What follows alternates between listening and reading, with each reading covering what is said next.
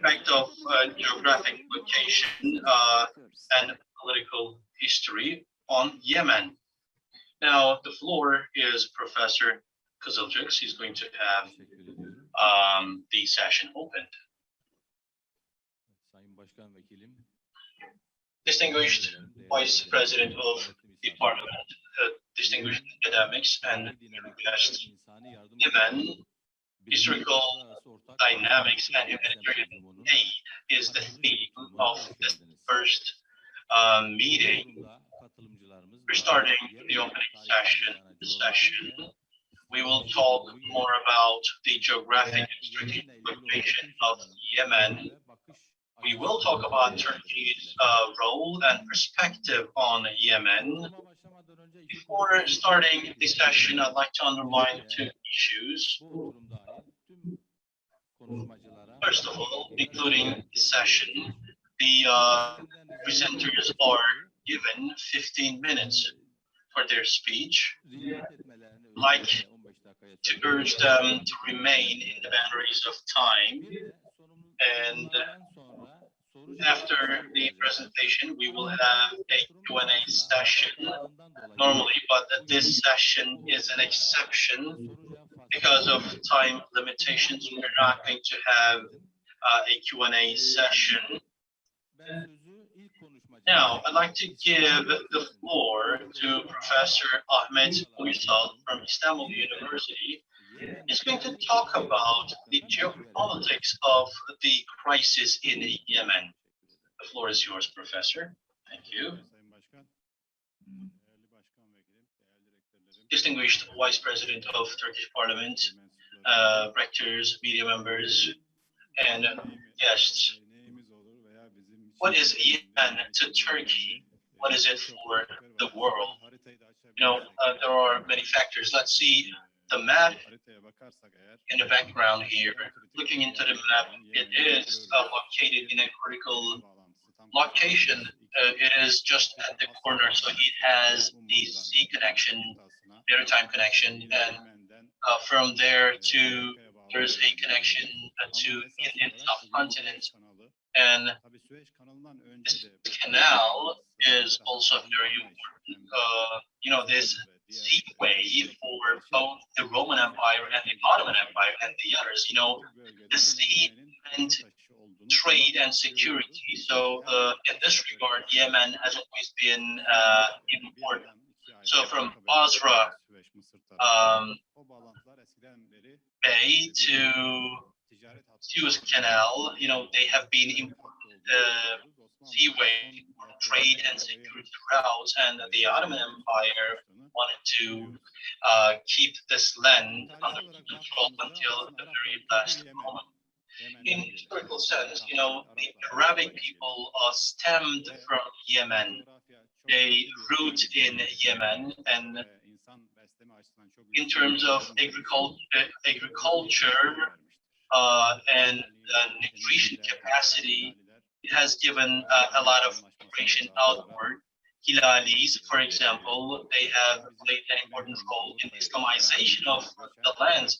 They migrated to Turkey's southeast, for example, along because another one is from the route of the bay. You know, most of the time they migrated from the coastline, across the coastline. And from Mecca and Medina, they migrated to Damascus, and some of them migrated to Africa. African connection, you know, it doesn't come to the mind as a first thing, but Ethiopian and Eritrea connection are important. Somalia is important, and with Islamization, this land has been a part of the land of the Ummah, and the people of Yemen played an important role in the spread of Islam. About 500 years back, you know, Mamluks attributed a lot of importance to Yemen as well. You know, the Second Crusades, the big attempt of colonization after the fall of Andalusia, has taken place. They sometimes show it like an excursion. It's not like that. Uh, so on the one side, they threaten Eastern Mediterranean, Libya, Fas, Morocco, Tunis, and Algeria. On the other side, this crusade threatened the Hijaz land as well. They wanted to kidnap the tomb of Prophet Muhammad. They were so determined, and their attack extended up to Indian subcontinent. Yemen acted as a base in these efforts. So Jews of Haibar, they migrated to Yemen. The Jews of Yemen are well known. So the people who escaped Medina went to Yemen as well. Today, in Israel, there are many Jews coming from Yemen. Again, the First World War, I am just discovering these historical accomplishments right away. The railroad, the new Silk Road, the Road and Belt project that China initiated today. The Ottoman Empire initiated something similar with Berlin-Baghdad Railway, which connected Europe with Asia. The Ottoman Empire had completed this railroad, but it didn't leave the fruits of this line because it integrated independently from the oil and petroleum. This would be a trade route, and we have Professor Zakaria here. You would know better, of course, but I just would like to note that from geopolitical terms, another line goes up to Mecca and Medina, and it involves Yemen as well. When the British invaded Suez Canal, that was an idea of a second canal, but it wasn't completed. And from Aqaba Bay to Egypt, that was an idea of a railroad, but British threatened this project at the war at the beginning of the 20th century, and this project never came to life. So Yemen is not far from us. It is vivid on our memories. People that went to Yemen, they didn't come back, and it's not that they lost their lives in Yemen, but the roads were interrupted.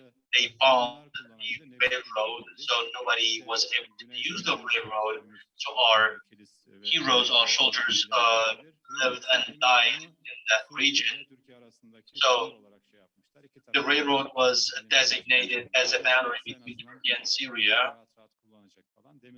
So they basically disintegrated the region, and because of the external intervention, the railroad became obsolete. And as the heroes who went to Yemen didn't come back, they established neighborhoods, Turkish neighborhoods in Yemen. But we have lost the connections in history, but we're trying to revitalize these connections. Another critical point about Yemen is, that Egypt is like one corner and Yemen is another. So, if you consider it like a heater radiator, there are two walls. One is on the top, the other is at the bottom. If you just close one of them, the heater would not work. So from Bab al-Mandab, because of Bab al-Mandab, Suez has a critical location. Abdul Nasser wanted to unite the region against colonialism. With a secular nationalist Republican project, a Nasserist project, he wanted to unite the region,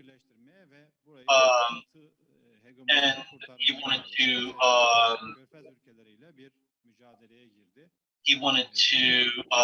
take the region outside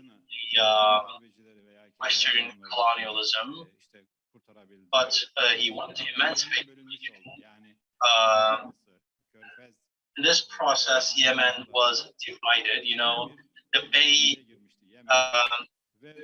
dynasties, for example, they were more pro-Western, and because of the losses in human life and property, Yemen became something like a Vietnam for Egypt, So Saudi Arabia, when they entered in a conflict with Houthis, they asked for military support from Egypt, but they refused because they had a negative memory of Yemen. The two sides of Yemen was united under Ali Abdullah Saleh, but it was not managed properly. It has a huge trade potential, but it didn't benefit from that. And as if it is a success, the World Bank or UNDP, they lend the support. And Ali Abdullah Saleh portrayed receiving a couple $1 million from UNDP or the World Bank. He portrayed this as if it is a success. Of course, this land is not destined to be poor, but it is very poor now. In the context of the Arab Spring, just like the other dictators, it could be in the Nasser Mubarak line, pro-Western line, or in the other way, a dictatorship continued. And since these administrations failed ethically, they started falling down. Yemen was important. Tunis was important. What happened in Egypt? Ali Abdullah Saleh fell, but Saudi Arabia basically said, okay, let it be democracy, but Ali Abdullah Saleh would be able to compete as well. They wanted to sabotage the system, because the former dictator would have economic, institutional, and financial advantage, and this strained the democracy in Yemen. And with Houthi, Ali Abdullah Saleh, the Gulf region basically gave a blind eye to this. The Islah Party and the other democratic powers were competing, but Saudi Arabia does not like democracy. There is no secret. Saudi Arabia sees Yemen as a backyard. It sees Yemen as a civilization, but to speak the truth, Saudi Arabia sees Yemen as a backyard, and they don't help Yemen to get back on its feet. And so there is a significant conflict here against the empowerment of Yemen, and Saudi Arabia and the United States basically gave a blind eye. They ignored the Houthi coup, and they basically thought these forces would clash each other. The people of Yemen are known for their hikmah. They're not easily provocated. Islam realized they saw the game that the international powers are playing. So if this country is going to turn into the backyard of Saudi Arabia, we're not going to go to that war. This is what the Islah Party said. And Yemen is threatening not only Saudi Arabia, but the Gulf region. Houthi is an extension of Iran. They started dominating Yemen, and there's the new Prince Mohammed bin Salman, the crown prince. He wanted to obtain a victory, and that would be a way to get the throne of Saudi Arabia. But things did not play out as he expected. He would expect military support from Egypt, but Egypt did not lend the military support. They expected land forces from Pakistan as well, because they wanted to uproot the Houthis from villages. So they didn't have the land forces from Pakistan, so they had the maritime embargo and they had the air attacks. They basically sieged Yemen. Of course, the cost is being paid by the people of Yemen. If Saudi Arabia, leaves the scene with defeat, it would be, in practical terms, it would be handing Yemen over to Iran. So they don't have any other exit scenario. This region is not really a priority for Iran. For them, the people of Yemen are, they have Houthis, for example, who are fighting under difficult conditions, but they see the Houthis as barefooted people. They look down on them. They believe that they are pressing the United States via Yemen. But I don't think the United States is being influenced by that. But there is a discursive pressure now. Biden is touching upon the humanitarian crisis in Yemen, but it's just at the discursive level now. So this situation is not close to solution now. So it is on the agenda, especially Saudi Arabia's Turkey's support in Libya, Montenegro, and Turkey's accomplishment in Karabakh region, Azerbaijan, indicated Turkey's capacity. So, the Saudis have an anti-Ikhwan obsession, especially the United Arab Emirates is coming to work in this obsession, anti-Ikhwan obsession. So on the other side, there's laying traps for Saudi Arabia because there is a Southern Passage project, and they want to divide Yemen once again in line with the interest of Israel and West. This is practically going on. We exceeded our time. Can you please wrap it up, Professor? So, the Emirates that invaded the south, they want to disintegrate the region, just like they want to do it in Libya and Somalia. Emirates, the United Arab Emirates does not have the capacity or the will, but they are doing this in line with the West and Israel. The Emirates pushed Saudi Arabia to this conflict because they wanted both Iran and Saudi Arabia to get weakened. There is demand of support from Turkey as of today, but they have understandings like you buy weapons, we pay for them, but Saudi Arabia is not really following an independent politics. They're not outside the American influence, so they are hesitant. With the Jamal Khashoggi event, they are in a psychology to accuse Turkey as if Turkey is the one who committed the crime.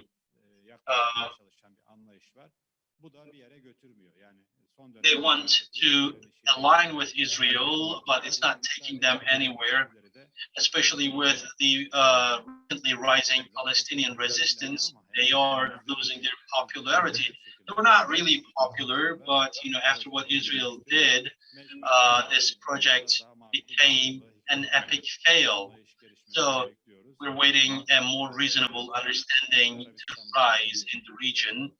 Maybe Saudi Arabia could be a main factor here, and because of its vulnerability, economic, political vulnerabilities, and the pressure from the Jamal Khashoggi event, all these are binding Saudi Arabia.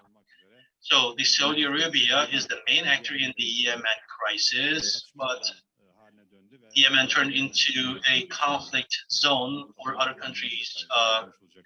We will talk about the details of that conflict. Thank you very much for your patience. Thank you.